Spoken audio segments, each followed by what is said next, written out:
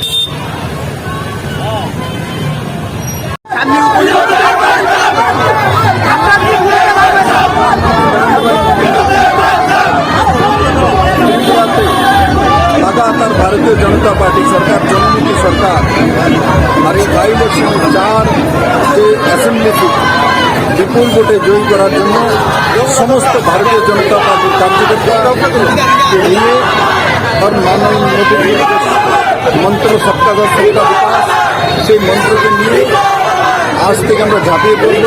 আজকে আমাদের মানিক শাহ হয়েছেন, ওনার নমিনেশন আছে, সেখানে ভাগ নেওয়ার পর সমস্ত 4 বিধানসভার মধ্যে প্রত্যেকটি কার্যকর্তাদের সংখ্যা পাবো সবাই মিলে, এবং 18তে যেভাবে আমরা আশীর্বাদ পেয়েছি আমার পূর্ণ বিশ্বাস ত্রিপুরাবাসী আবার তৈরি হয়ে আছে নতুন নেতৃত্বে।